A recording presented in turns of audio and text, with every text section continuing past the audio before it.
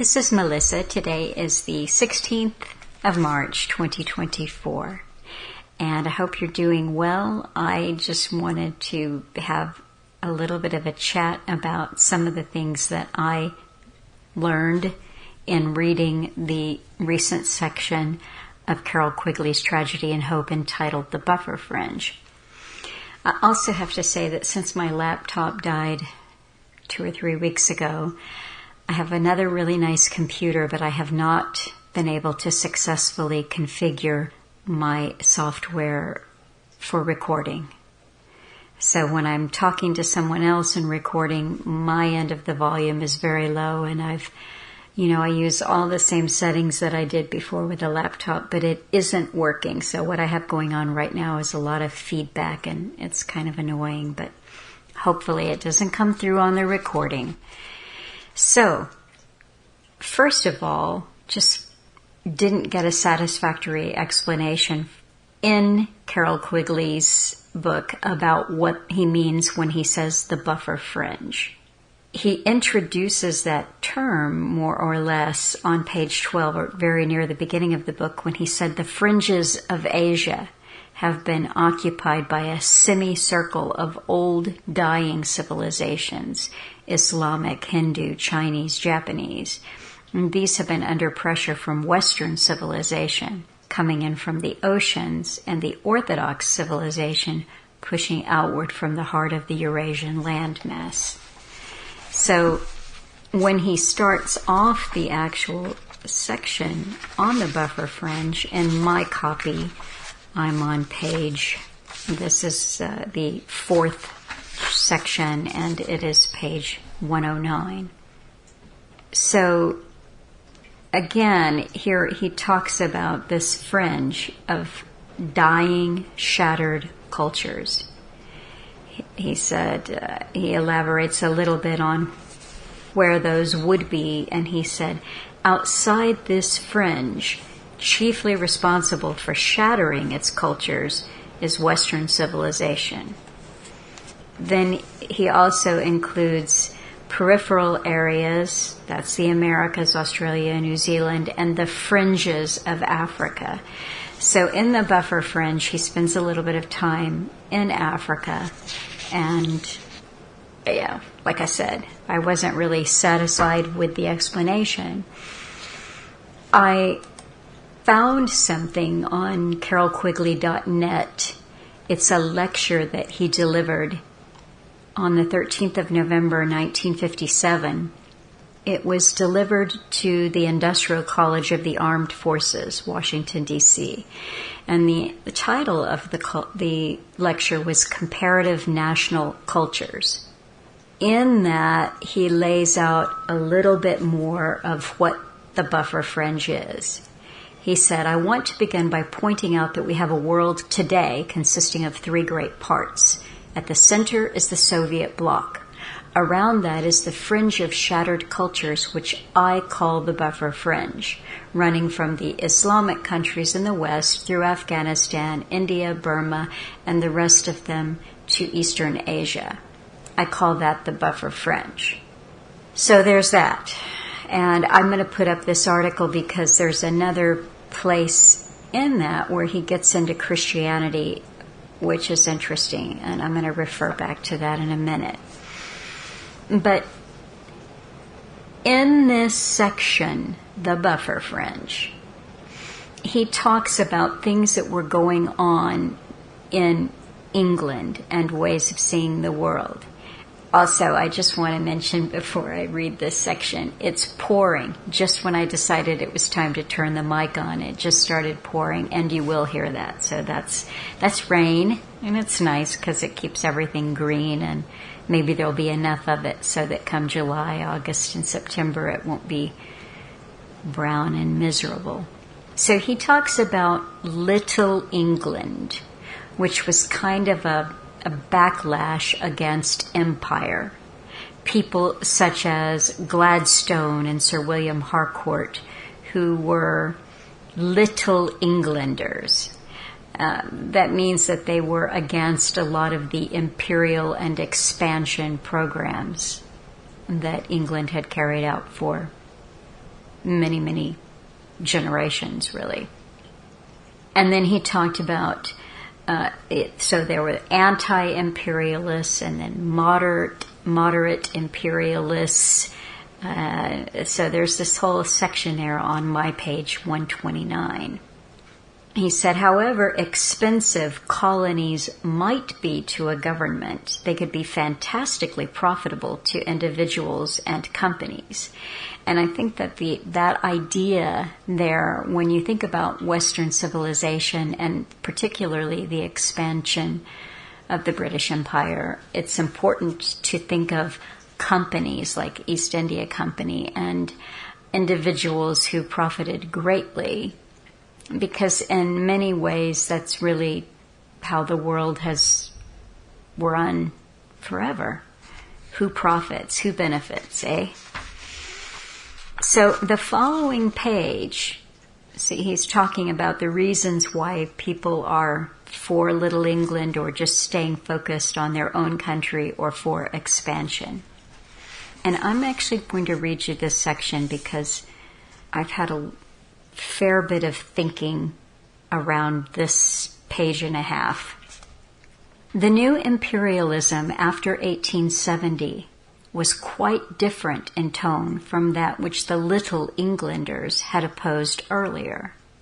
The chief changes were that it was justified on grounds of moral duty and of social reform, and not, as earlier, on grounds of missionary activity and material advantage. The man most responsible for this change was John Ruskin. This is an interesting thing here, because what Quigley has just said is that moral duty and social reform came to supplant missionary activity and material advantage. And you would actually think of missionary activity as moral duty or social reform. But I think Alan has said before in talks that let's just take India, for example, and the rail lines that the British laid down there. And he said always in advance of the military operations or the economic strategies that were going on, you had the missionaries who went out to civilize the natives, if you will, to bring them religion, which was a softening influence. So the man most responsible for this change was John Ruskin. Until 1870, there was no professorship of fine arts at Oxford, but in that year, thanks to the Slade bequest, John Ruskin was named to such a chair. He hit Oxford like an earthquake, not so much because he talked about fine arts, but because he talked also about the empire and England's downtrodden masses, and above all, because he talked about all three of these things as moral issues. Until the end of the 19th century, the poverty-stricken masses in the cities of England lived in want, ignorance, and crime, very much as they have been described by Charles Dickens. Ruskin spoke to the Oxford undergraduates as members of the privileged ruling class.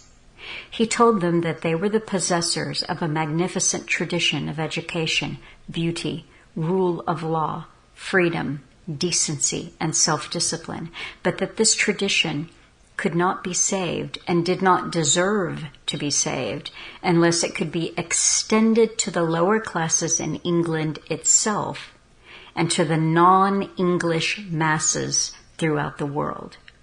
If this precious tradition were not extended to these two great majorities, the minority of upper-class Englishmen would ultimately be submerged by these majorities and the tradition lost.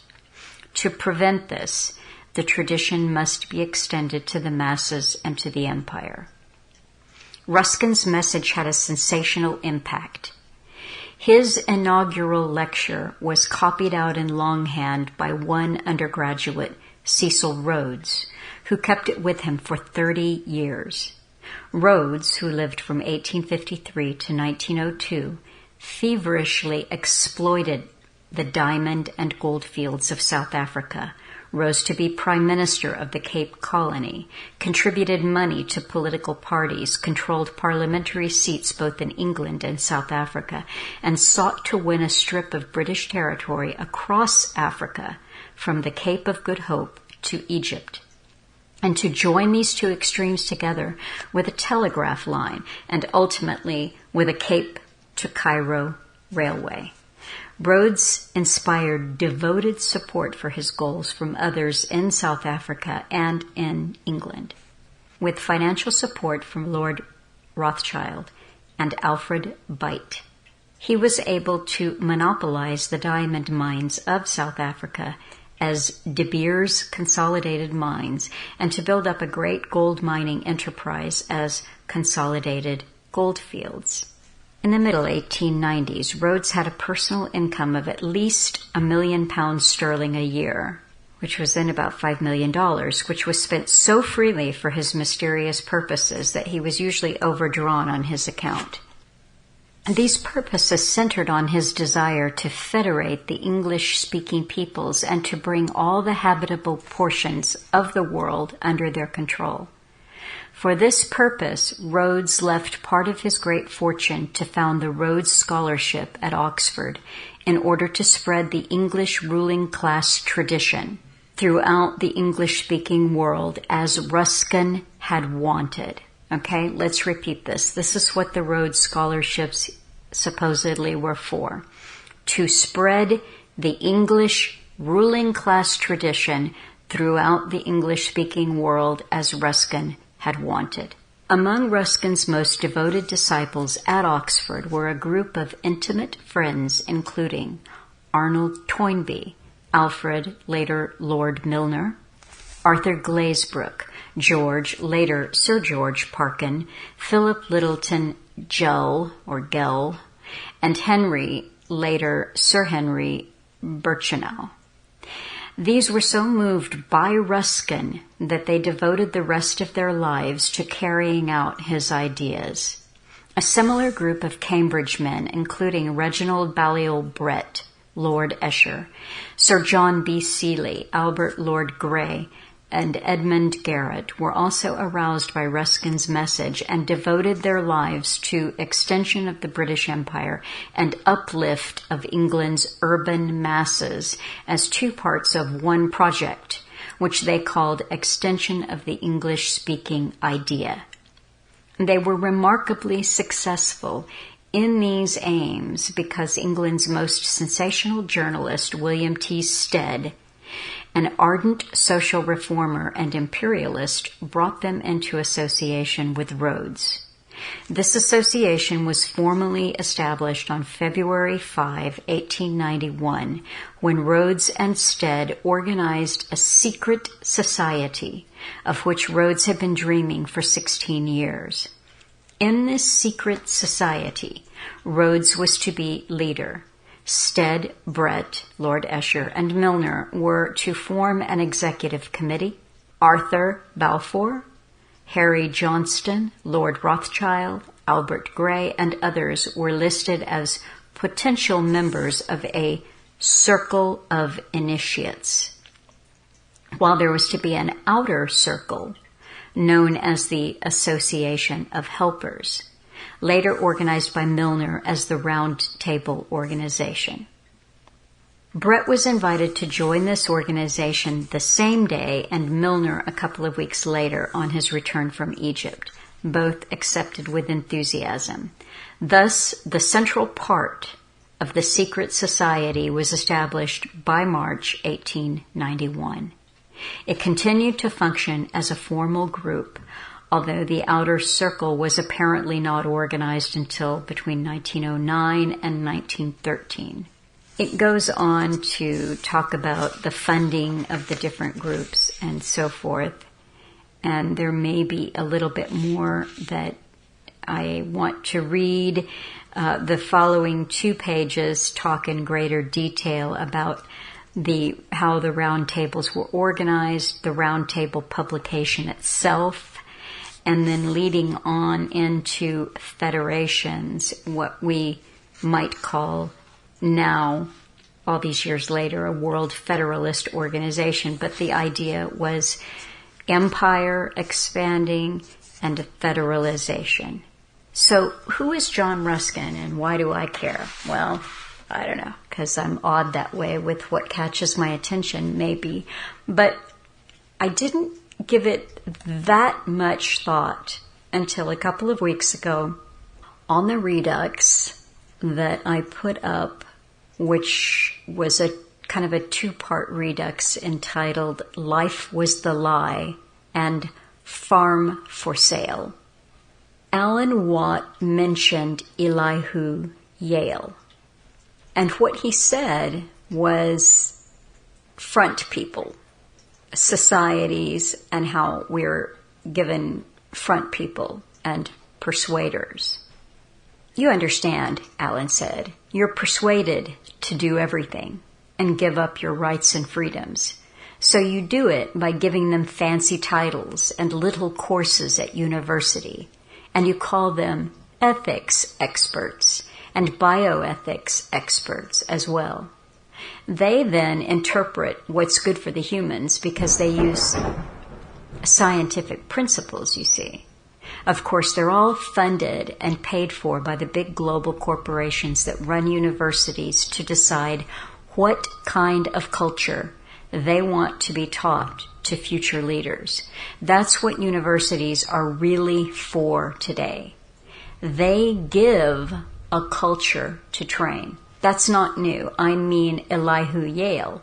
I think it was Yale in when he founded Yale University, said that really the purpose of it was to ensure the proper values would be taught to future leaders, etc. That's what it's always really been, you know. Of course, now you have the Skull and Bones as well, and Alan laughed, which is rather telling, with its own war room. When he mentioned Elihu Yale, who he had mentioned several times, and the founding of Yale University, and then in this talk said that's what it's for, sending out future leaders, training them what they should think, and then how to share that or persuade us to think that too. And Alan had talked before, mentioned several times before, that Elihu Yale had worked for the East India Company. And I'd never really looked into him. So I just took a quick glance, and the years that Elihu Yale lived were from 1649 until 1721. He was a British American colonial administrator and philanthropist. Although he was born in Boston, Massachusetts, he only lived in America as a child, spending the rest of his life in England, Wales, and India. So it talks about him becoming a clerk for the East India Company and then eventually rising to the presidency of the settlement of Madras. Now, there's a couple of things I just want to say quickly about Elihu Yale, because this is not part of Quigley or Tragedy and Hope.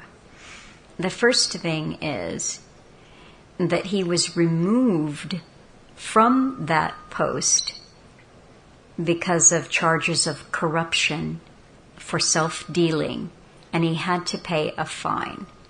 He amassed a considerable fortune, mostly by selling diamonds, and he spent his time and wealth collecting art and doing philanthropy.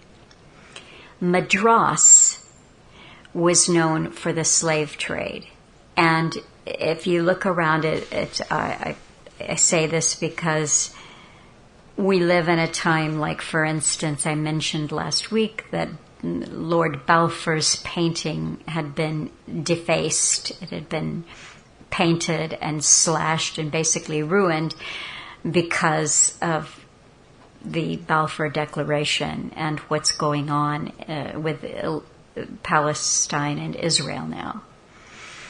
But Yale University is still called Yale University even though Elihu Yale benefited from slavery.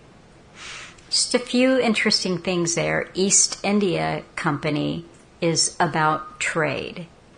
So we now go back, if you want to think about the idea of the British Empire and trade and John Dee, we're just going back and back and back in time because empire and acquisition are at the heart of the ancient brotherhood. But in this book of Quigley's, In Tragedy and Hope, he repeatedly says in the book and in other lectures that he gave that what really defines Western civilization is Christianity. And here again in this 1957 lecture that he delivered, Quigley said, "When I speak of Western ideology, I refer specifically to religion, Christianity, to such things as the scientific outlook, and to a third thing which I will call the liberal outlook. It may not be clear to you as I speak because in all of this I am oversimplifying most drastically. I hope you will understand that. But it would seem to me that there is a common element to all three of these: the Christian outlook, the scientific outlook, and the liberal outlook. And to sum it up rather briefly, the outlook is this: all three believe that there is a truth somewhere. They all believe that it is worthwhile seeking that truth. They all believe that the process by which we seek that truth is a process in which we approach it in time. That is, truth is something which unfolds in time. Therefore, we must constantly work and strive and discuss in order to get closer and closer and closer to the truth, which we perhaps never reach. This is why scientists don't stop work today in the smug idea that they have the truth, but they have to go on struggling because of what they have today is simply an approximation of the truth. Another characteristic of all three of these is that the unfolding of truth in time results from a cooperative effort. That is, it's a social effort. It arises from discussion, criticism, and so forth. And from that emerges a kind of consensus, which is closer to the truth than would be the point of view of any single individual. So thus, we have that there is a truth.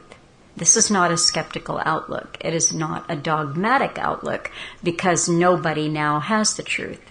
It puts great emphasis on chronological development.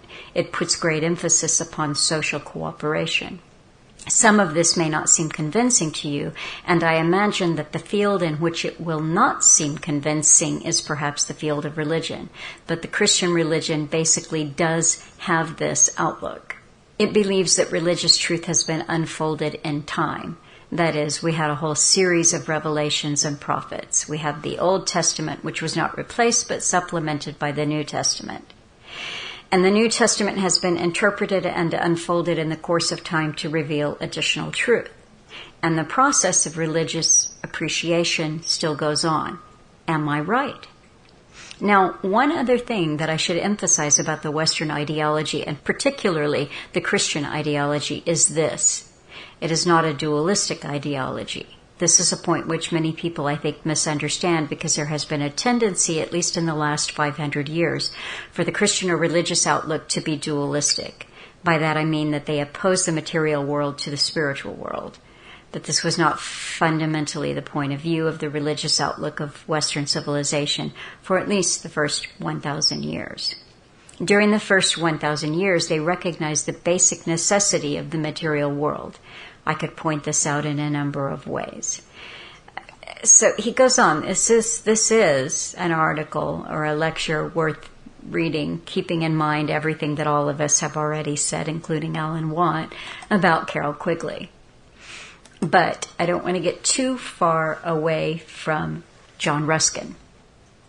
Reading that in Tragedy and Hope, had given me pause for a moment because I realized that I had never heard Alan speak about John Ruskin, Rhodes to be sure, and Milner and the Round Table groups, but not John Ruskin.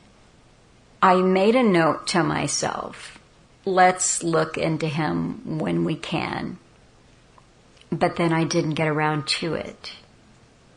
But then yesterday, I posted another one of the listener-made series called Signs and Symbols.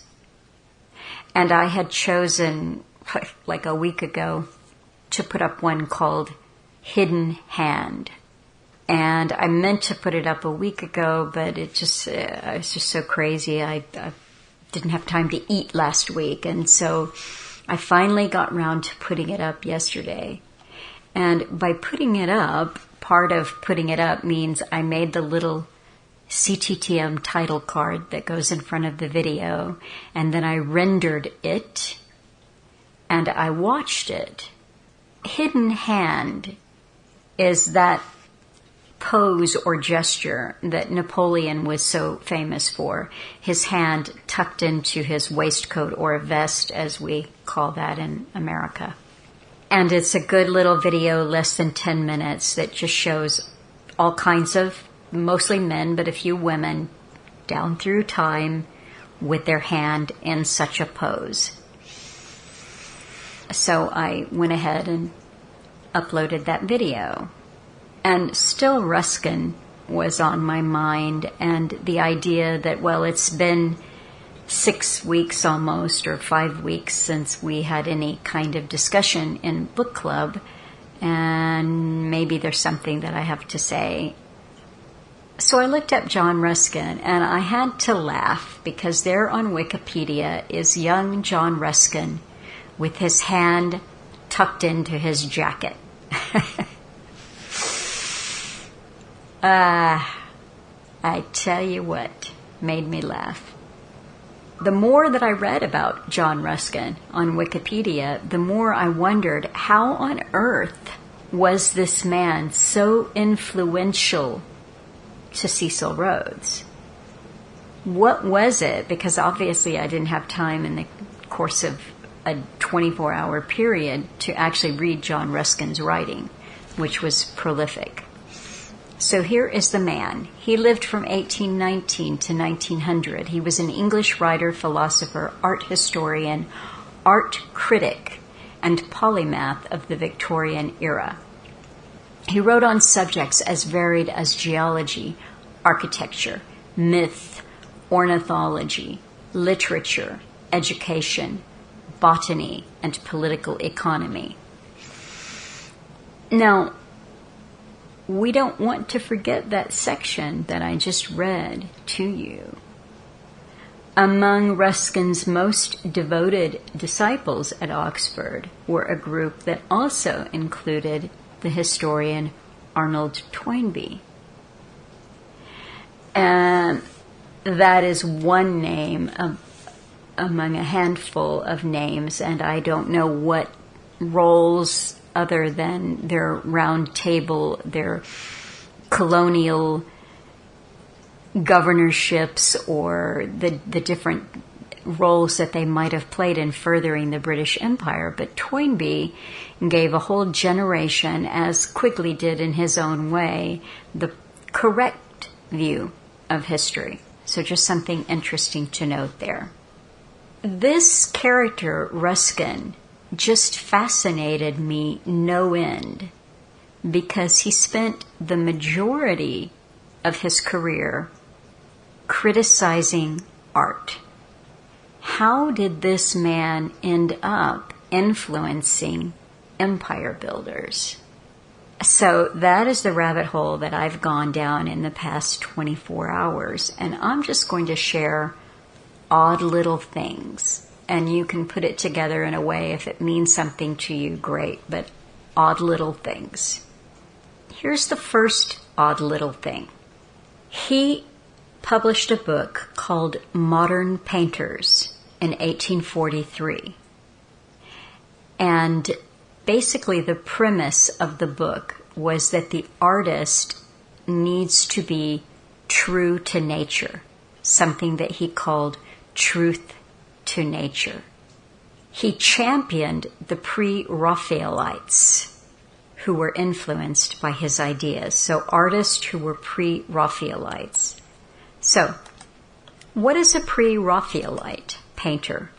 I won't list all of the different painters, but here is what they call the Pre-Raphaelite Brotherhood, a group of English painters, poets, and art critics, founded in 1848. They formed a 7-member brotherhood, partly modeled on the Nazarene movement. Okay, what is the Nazarene movement? Is that like Jesus of Nazareth? Well, the Nazarene movement was adopted by a group of early 19th century German Romantic painters who aimed to revive spirituality in art. All right, so just these little bits, but let's go back to the pre-Raphaelites for just a moment. They wanted to properly represent nature in what they painted. They believed that art possessed a spiritual component that had been lost in the last several hundred years. They believed that the observation of nature that had been idealized rather than correctly presented had destroyed the spiritual element of art. The Brotherhood's early doctrines were expressed in 4 declarations: to have genuine ideas to express, to study nature attentively so as to know how to express them, to sympathize with what is direct and serious and heartfelt in previous art, and exclude that which is conventional and self-parading and learned by rote, and to produce thoroughly good pictures and statues. Well, it all sounds harmless enough, but so this is what Ruskin championed. Interesting. Who was Ruskin? Well, if you read his bio, he was just raised by a businessman father who was a wine importer, and his wife who was described as an evangelical Christian.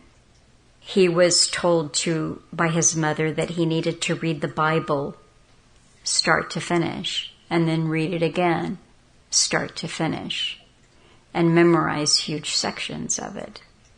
His father wanted him to be a poet, in fact, even poet laureate. So they had big ambitions for their son. But we don't really know who he was, because there's a lot that we don't know about people who are, we're told, so influential. But there he is with his hand in his jacket. What else struck me about this man? He was married 1 time to a woman named Effie Gray. And their marriage lasted about 6 years, and it was annulled. Who is Effie Gray? Why did the marriage last such a short amount of time? And why was the marriage annulled? Well, we learned that Effie Gray was considerably younger than he was. That in fact, one of the things that Ruskin did was write a fairy tale. And it is said that he even influenced people such as C.S. Lewis, who came later, in the fantasy and Christian fantasy writing. Why did he write his first piece of fantasy? It turns out that he wrote it to impress a 12-year-old girl who he was considerably older than, and he would go on to marry that 12-year-old girl, and that was Effie Gray. Their marriage was not consummated. That means they never had sex. And this has been debated. Why was this? Effie Gray said that it was because he was repulsed by aspects of her.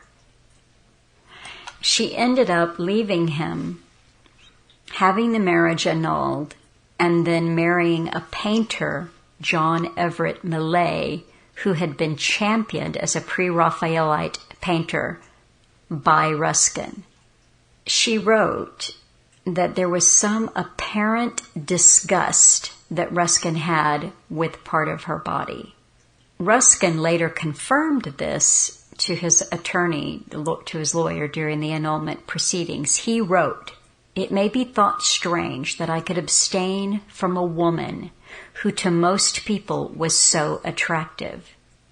But though her face was beautiful, her person was not formed to excite passion. On the contrary, there were certain circumstances in her person which completely checked it," meaning quashed it or squashed it or ruined it for him. So the reason for Ruskin's disgust with, quote, circumstances in her person, end quote, is unknown. Various suggestions have been made, including that it was revulsion with her pubic hair or her menstrual blood. We don't know. What Effie said was that he persistently put off consummating the marriage.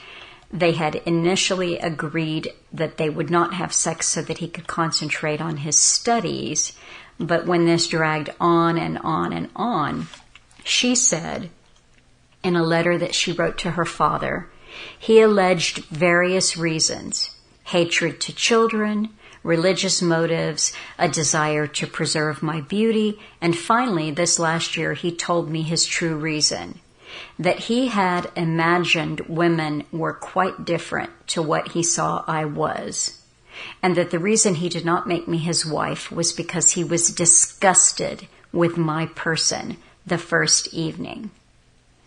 So, he took a look at her without her clothes on and I was like, okay, if this is what women are, I'm not into it. So that's John Ruskin. And he never did marry again, although here's a little interesting thing about Ruskin in his middle life.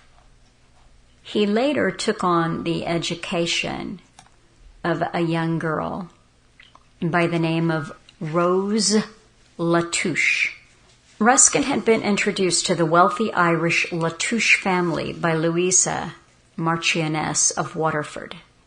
Maria Latouche, a minor Irish poet and novelist, asked Ruskin to teach her daughters drawing and painting in 1858. Rose Latouche was 10. His first meeting came at a time when Ruskin's own religious faith was under strain. This always caused difficulties for the staunchly Protestant Latouche family, who at various times prevented the two from meeting. A chance meeting at the Royal Academy in 1869 was one of the few occasions they came into personal contact. After a long illness, she died at the age of 27. These events plunged Ruskin into despair and led increasingly to severe bouts of mental illness involving breakdowns and delirious visions. Ruskin turned to spiritualism. He attended seances at Broadlands. Ruskin's increasing need to believe in a meaningful universe and life after death, both for himself and his loved ones, helped to revive his Christian faith in the 1870s. Now, in something else that I read about this little obsession that he had with Rose Latouche when she was 10, is that he wanted to marry her, and she seemed to say that that might be okay, but she didn't want to consummate the union. And he did not agree. He said, I've already been publicly embarrassed by having one unconsummated union. I'm not going to do this a second time. But he continued to pursue her, and I believe that her parents just asked her outright, what do you think of this man? And she described him as overbearing. And so that's basically when they put an end to that going anywhere. Then much later in his life, he developed a friendship with a woman whose name is not in front of me right now, but she was an illustrator of books for children. And in their correspondences, he told her that it would be good for her as an illustrator, and he would enjoy, and I'll just, the way that he wrote it was in this quaint language of more than a century ago, but he was essentially asking this illustrator to draw him pictures. So this is just another glimpse into John Ruskin. But why, why did he have such an impact on Cecil Rhodes, who, just by the by, never married and has been widely thought of as being homosexual? Up for debate, but there you go.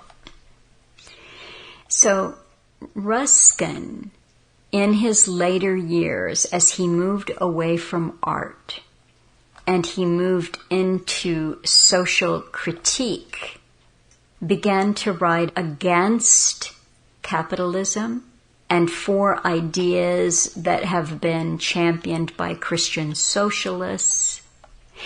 Many labor leaders in the UK have described him as being much more influential on their thinking than Marx, for instance. So he did have a big impact. Here is a little section on his social critique. At a certain point in his life, he said, "I gave up my artwork and wrote, 'Unto this last.'" That was the title of an essay that was critical of economics. "Unto this last. This became the central work of my life." Following his crisis of faith and urged to political and economic work by his professed master, Thomas Carlyle, Ruskin shifted his emphasis from art towards social issues. And this is when he went on to deliver lectures such as what Rhodes would have heard, that English people must deliver a way of life to the rest of the world, and concentrated on attacking industrial capitalism and the utilitarian theories of political economy. His social view broadened, and right now I'm just reading straight out of Wikipedia, from concerns about the dignity of labor to consider issues of citizenship and notions of the ideal community. Just as he had questioned aesthetic orthodoxy in his earliest writings, he now dissected the orthodox political economy espoused by John Stuart Mill, based on theories of laissez-faire, and criticized the work of Adam Smith, etc. He rejected the division of labor as being dehumanizing, and argued that the false science of political economy failed to consider the social affections that bind communities together. So it was his writing about what men owed society that would ultimately catapult him into a kind of fame that has even outlived him. It is said that his current influence now reaches to things like sustainability and environmentalism. So here is another little article about Ruskin. It was during this time that he has turned his attention to social and political issues that he began teaching at the Working Men's College set up by the Christian socialists Frederick James Furnivall and Frederick Denison Maurice. Mahatma Gandhi, was said to have been incredibly moved upon reading Ruskin's work and went about establishing the Phoenix community, which was based on the values that Ruskin had promoted. At the settlement, everyone was to receive the same wages without any marked distinction between the type of work undertaken or the race or creed of the participants, which for South Africa was quite revolutionary. Ruskin was in no doubt about the importance of his work. He said, "I gave up my artwork and wrote unto this last to become the central work of my life." When his father, the wealthy businessman, died, he left his son a fortune. And Ruskin vowed to use that fortune to ameliorate the suffering of the poorest sectors of society. And he began a kind of something he called the Guild of St. George, give training and education to the poorer people that lived there. At the heart of the Guild's philosophy was the renunciation of modern capitalism and industrialization, which was seen to enslave and restrict the growth of the laboring poor. This was to be replaced at St. George's by what was seen as a more benign, ethically driven culture that promoted the activities of medieval crafts and the material and spiritual betterment of the participants. Ruskin wanted to expose the profit motive behind industrial expansion and inspire people to reject Adam Smith's notion of the division of labor and its resulting use of mass production techniques. Ruskin was not only concerned about the alienating effect this process had on individuals, but society at large. He also objected to the increasing spread of urbanization into the country and the resulting pollution it brought in its wake. It's interesting, I think, don't you, that Cecil Rhodes copied out these lectures that Ruskin delivered and carried them with him for his life.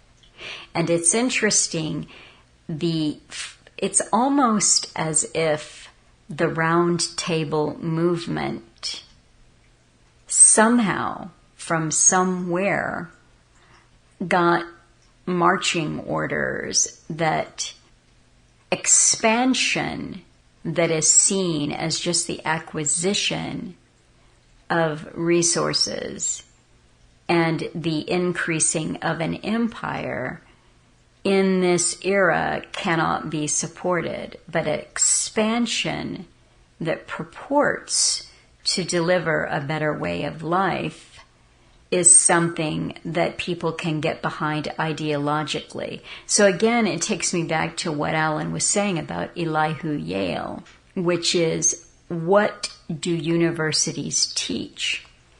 They teach proper values to be taught to future leaders.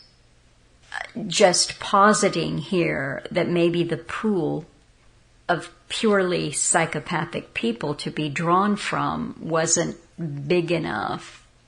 So the proper values have to be taught to them. They have to believe they're doing something beautiful.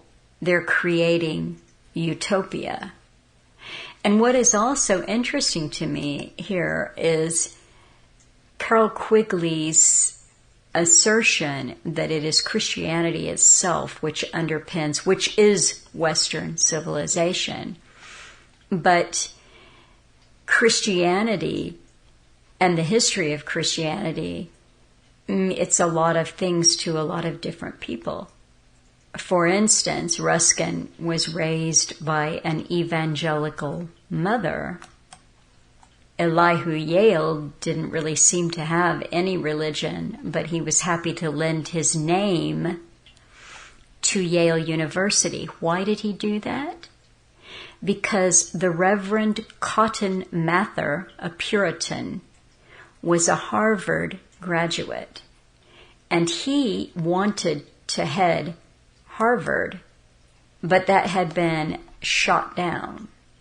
And so as a way of getting back at Harvard, he stirs the pot there and creates a competing establishment. He championed Yale College as being the intellectual bulwark or the support of Puritanism in New England. And he was a promoter of the new experimental science or the scientific revolution. So it's also, just out of interest, Cotton Mather himself researched into...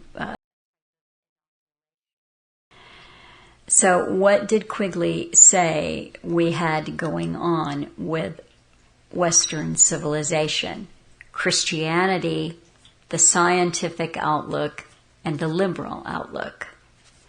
But there's so much at play there. What does it mean to so many different people who participate in this system? When I was thinking about somebody like Ruskin, who is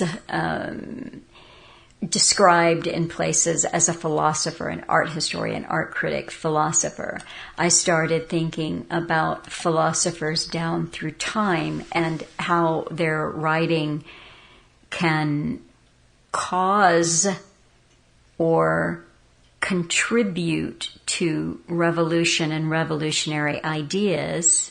And I thought about Rousseau, Jean-Jacques Rousseau, who was, 100 years earlier than Ruskin, who is a philosopher who was so instrumental in the Age of Enlightenment era and all of those enlightened ideas.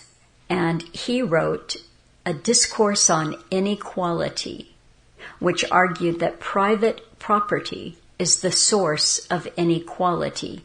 And he wrote something called The Social Contract, which outlined the basis for a legitimate political order. These are the cornerstones in modern political and social thought. And it is said that his writing contributed strongly to the ideas that infused the French Revolution. Some people say that his writing didn't have such a big impact on the American Revolution, but other writers disagree and say absolutely it did.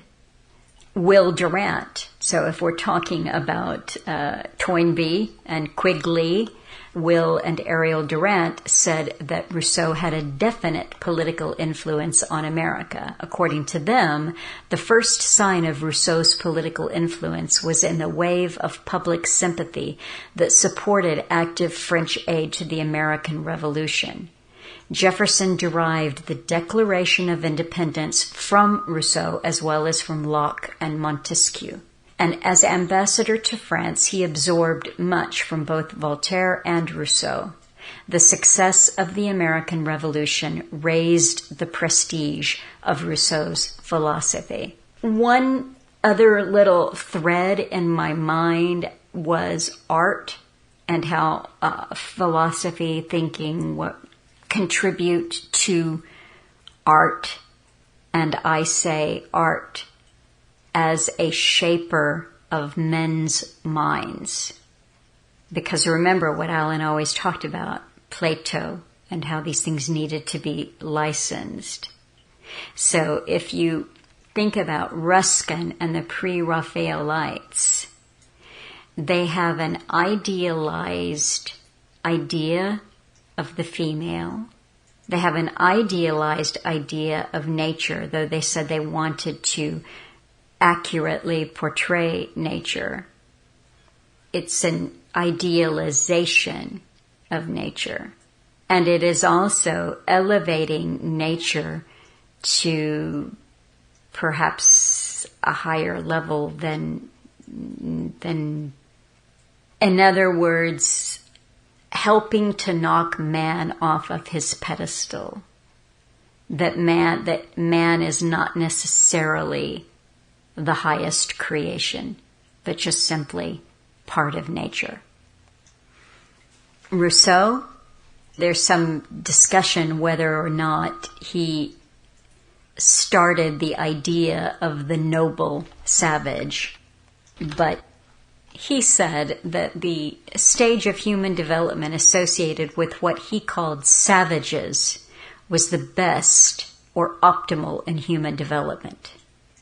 Between the less than optimal extreme of brute animals on the one hand and the extreme of decadent civilization on the other, nothing is so gentle as man in his primitive state when placed by nature at an equal distance from the stupidity of brutes and the fatal enlightenment of civil man. Artists that might have been affected by that thinking? Paul Gauguin, all those topless Tahitian ladies, and Gauguin's quite a handful of relationships with when he was painting them. Rousseau doesn't get married, seems to have a weird relationship with a woman, and then, who knows what he's up to. And just as a total aside, when we're talking about socialism and utopia, my total aside is the Fabian Society and George Bernard Shaw. Shaw has been called the second most important English playwright after William Shakespeare.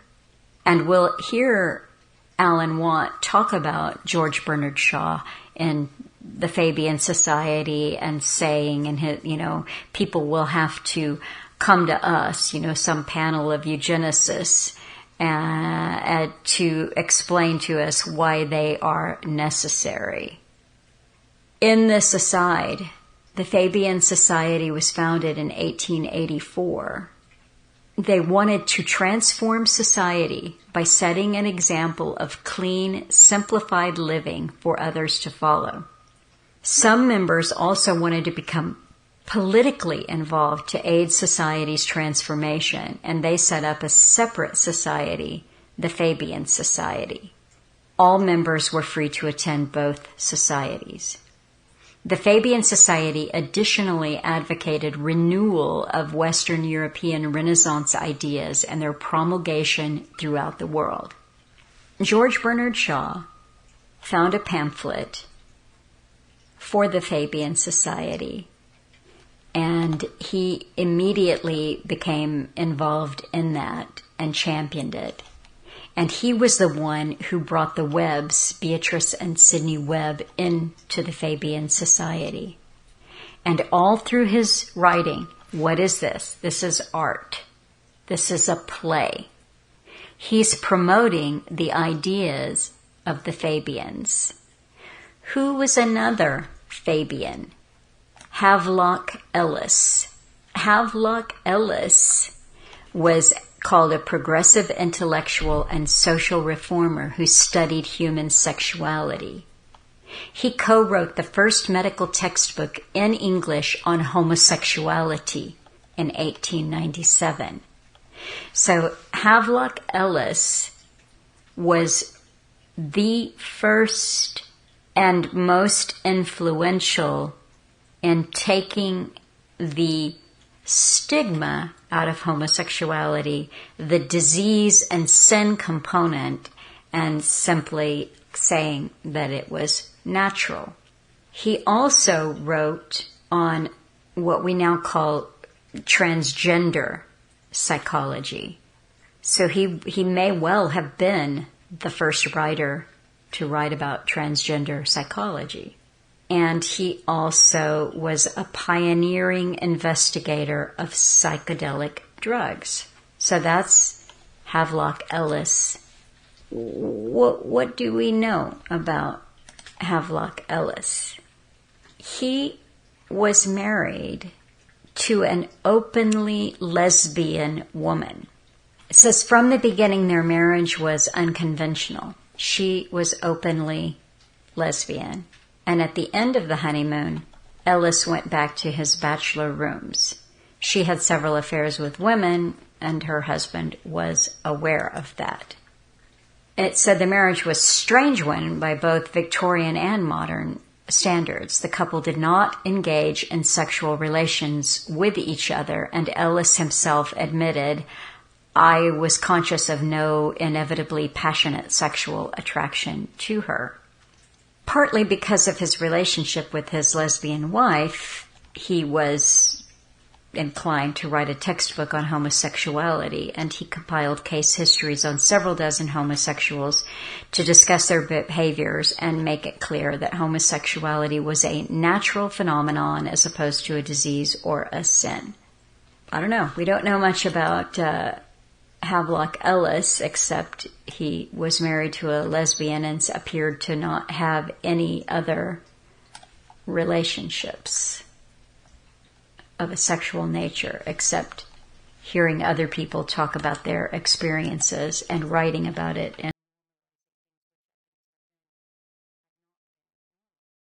And George Bernard Shaw.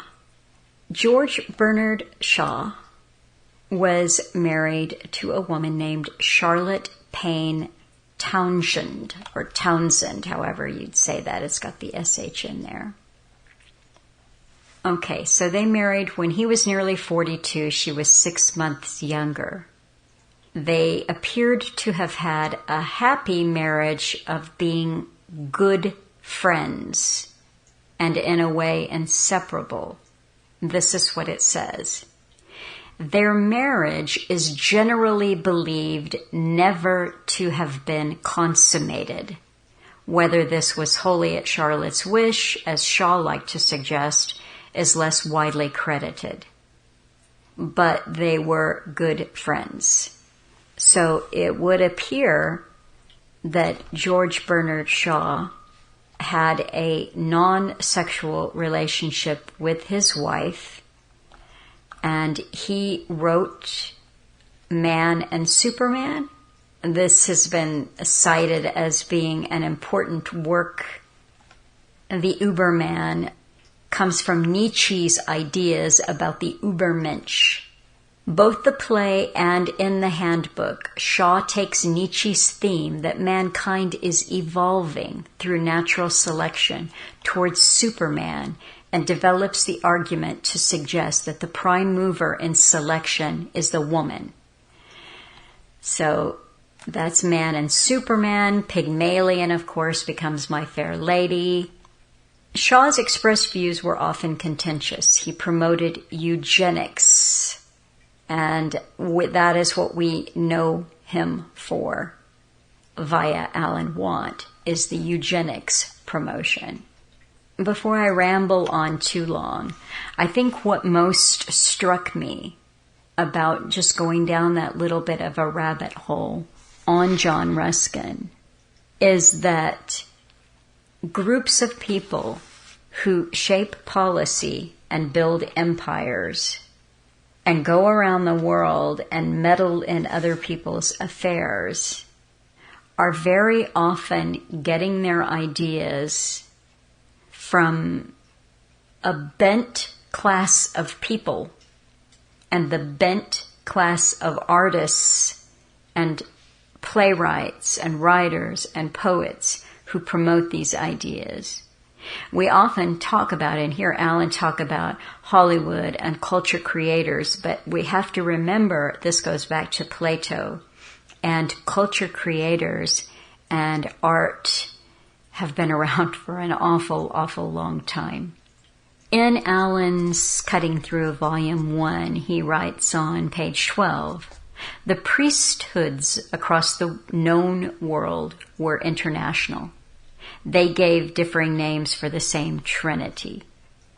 In this way, tribes or nations could be kept separated, each fearing and warring with the next. The priests gave them different languages, further confusing them, ensuring dialogue between peoples did not occur.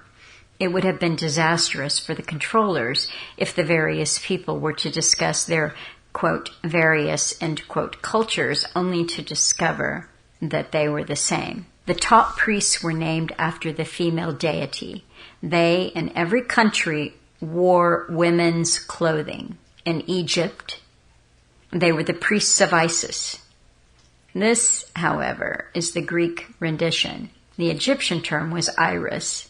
They recruited from the brighter boys of the aristocracy. And interesting there too, they recruited from, and Allen puts it in quotes, the brighter boys of the aristocracy. And that'll take me back to John Dee, who is credited for coming up with the term British Empire, which he called Brightish Empire. So this priesthood is recruited from the brighter boys of the aristocracy. Today, we use scholarships. Where do those scholarships come from? Well, places like Yale or Oxford that are chaired by people like Ruskin. And down through time, this is what you have. So Allen writes, today we use scholarships. As the sun's arc is measured in degrees, the managers, the sons of today, earn degrees. The ceremony, Ceres, another term for the goddess Isis, and Mon, man, requires the wearing of a woman's gown. Students are called pupils. That was my little aside. I think I've pretty well said it because, like I said, I've spent, 24 hours or the last day or so looking at Ruskin. What is the background? And that just led me to thinking about art and utopia and religion. And I think one other thing that I will say about religion, John Dee considered himself a Christian. He was a mathematician, astronomer, astrologer, occultist, alchemist, and so forth.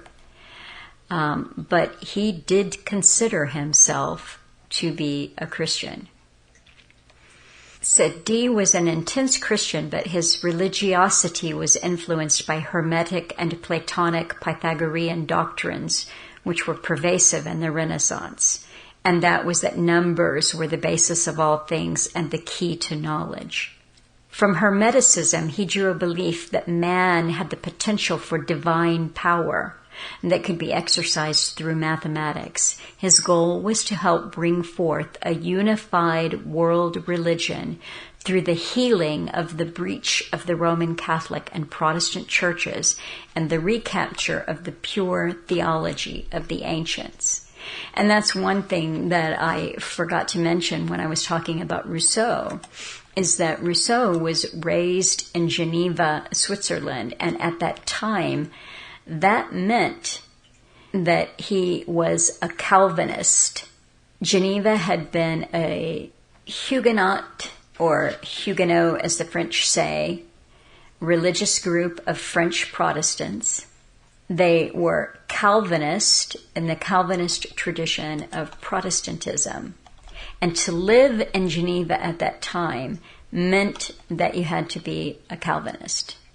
And at a certain time, he made a move in his career and geographically, which required him to convert to Catholicism. But he eventually returned to being a Calvinist. So it said after his stay in Paris, he returned to Geneva in 1754 and reconverted to Calvinism in order to regain his official Genevan citizenship. So all throughout what Quigley calls Western civilization as being Christian civilization, you quite rightly have some form of Christianity underpinning all of the movement, but it's different forms jockeying for supremacy or position.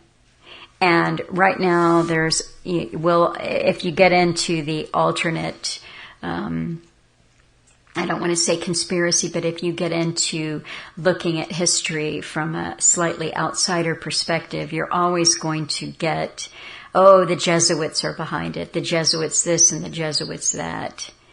And many parts, thanks to Henry VIII and the execution of Thomas More, who, by the way, invented the term Utopia, who lost his head was executed because he refused to acknowledge that Henry VIII was the head of the Church of England.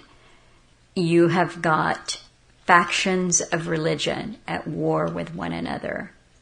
One of the things that we talked about in reading Tragedy and Hope was that we want to have a fuller understanding of why we are where we are now. And I think, just a crudest summation of where we are now is that man has been knocked off of his pedestal. Science is supreme. God has more or less lost centrality, and I'm sure that's gone on since the Age of Enlightenment. And you just have what you might call the buffer fringe, decaying society on the fringes of the new civilization, which has yet to reveal itself. So I think we're all behind on reading. I just wanted to ramble on about what caught my eye there. I haven't even finished the buffer fringe, and we're halfway through March. And where we should be in our reading is that we should be reading the next section, which is entitled The First World War and the Versailles System. I think those two sections there would take us, that is section 5, the First World War, 1914 to 1918, and the Versailles System and the Return to Normalcy, which is 1919 to 1929. But I haven't quite finished reading the buffer fringe, and I know that Adam and David will weigh in with a talk, and I think that probably a project that we hoped would take us to the end of the year, I think will probably take us just into 2025. But I think it's worth exploring this book, and for me, just to be able to go down that rabbit hole of Ruskin, to see that in addition to Christianity, the drivers of the scientific method, if you will, the drivers of empire and the drivers of the different organized religions do seem to be selected and groomed and promoted from a certain kind of aristocracy.